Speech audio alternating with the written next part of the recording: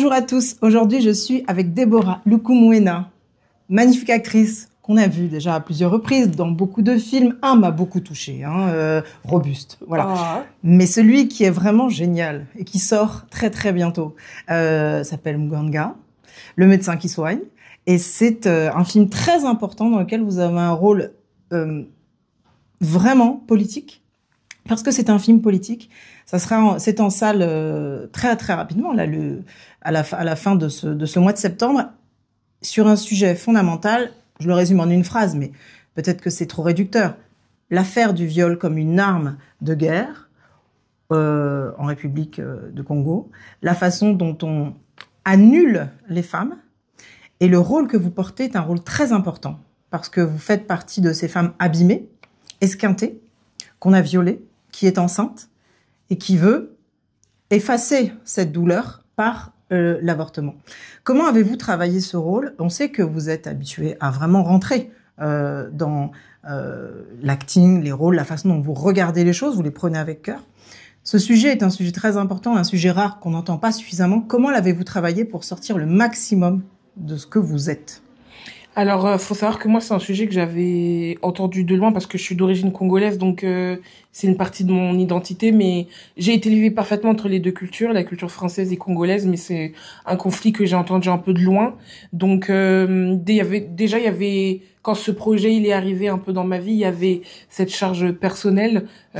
Jean faisait une affaire personnelle du coup d'interpréter ce personnage.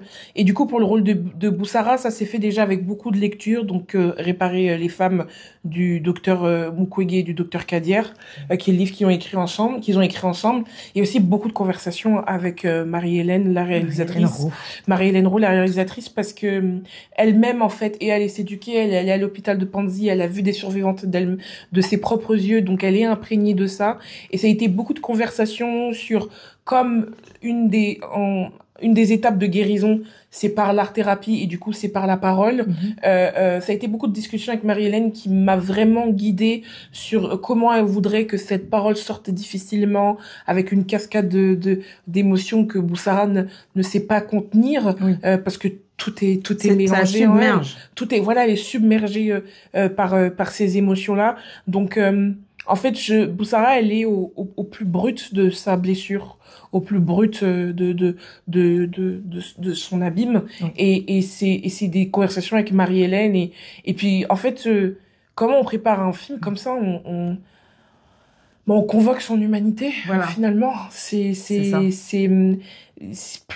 a l'air simple dit comme ça, mais c'est des histoires qui appellent justement à l'humanité et qui cherchent à ce que tout le monde retrouve son humanité pour qu'on puisse jeter la lumière enfin sur ce conflit, et l'humanité de Boussara, elle jaillit parce qu'elle est bien évidemment elle est dans une perdition. Ça il y a ce choix qu'elle voudrait prendre parce qu'elle a été dépossédée de son choix. Sûr.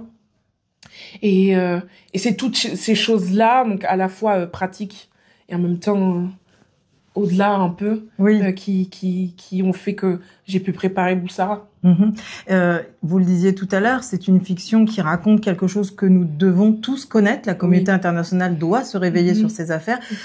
Vous venez évidemment du cinéma. Est-ce que vous avez le sentiment que la fiction, plus qu'un documentaire, peut frapper les cœurs? Bien évidemment, parce que je pense que c'est ce genre de film-là, et j'aurais dit la même chose si j'étais pas à l'intérieur, mais ce genre de film-là rappelle le rôle de l'art, qui est justement ce qui est au cœur de l'art, c'est de dénoncer, c'est de mettre en lumière, c'est de sensibiliser, et Isaac le dit superbement bien, il va probablement vous le redire, mais l'art intervient à l'endroit où le politique n'avance plus. Et c'est l'art qui, par l'éveil des consciences, par l'éveil des sensibilités, comme on a l'occasion de voir à la fin des projections quand on parle aux gens qui nous demandent mais pourquoi on savait pas, pourquoi des films comme ça ne sont pas montrés, c'est l'art justement qui peut réamener le politique et qui peut du coup sortir des salles de cinéma et aller s'adresser aux strates concernées, parce que c'est bien évidemment d'immenses problèmes géopolitiques qui aujourd'hui le docteur a passé 10 ans, 15 ans de sa vie à faire des conférences. Il a eu les plus grands prix du monde, donc dont le prix Nobel, et on se fait sourd à sa parole. Il l'a dit hier, qu'il y a encore des gens qui lui demandaient est-ce que tu peux arrêter de parler de ça. Oui. Et l'art, justement, ça gêne. Et l'art, la fiction, permet de parler de ça. Avec une distance. Avec une distance, avec une poésie, sans pour autant cacher l'horreur de ce qui est décrit. Donc oui, l'art est tout aussi puissant que le politique, et je pense même beaucoup plus puissant, et il le dit lui-même, le docteur, beaucoup plus puissant que tous les discours du monde. Ça convoque les imaginaires. Ça convoque les imaginaires, les émotions. Oui. Il y a une on peut se mettre à la place plus vite aussi. Angelina Jolie, par exemple, en est la preuve. Elle soutient le film parce que justement, ça l'a transcendé. Oui, ça la transcende. Et en plus, elle est connue justement pour être concernée par des causes philanthropiques. Elle en a fait toute sa vie, et elle a dit que ça fait un moment qu'elle suivait le parcours du docteur, qu'elle suivait sa traversée, et qu'elle était tout autant touchée et bouleversée par ce qui se passait à l'est du Congo. Donc du coup, le fait qu'elle s'implique, c'est une nouvelle conséquence à ce que l'art a provoqué. Elle a vu ce film, et c'est suite à ce film qu'elle a voulu s'engager. Donc c'est un des films les plus puissamment politiques que vous avez fait. Pour l'instant, vous êtes toute jeune, hein, il va y avoir une carrière de dingue face à vous. J'espère, hein. On touche du bois. Mais oui, allez, on touche du bois. Mais voilà, c'est je connais bien votre filmographie, j'ai l'impression que là, on met les pieds dedans. Là, on met les pieds dedans, et s'il y avait un film, un moment où je devais justement, comme vous le dites, mettre les pieds dedans et faire le film le plus politique, même si l'art en soi est politique, mais là oui, on est totalement dedans. Il reste la fiction,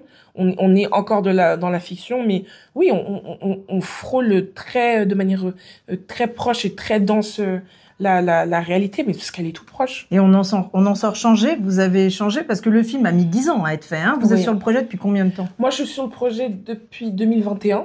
On est en 2025. Et un peu, je l'ai vu il s'appelait pas Mugang, il s'appelait Panzi, donc j'ai fait plusieurs versions.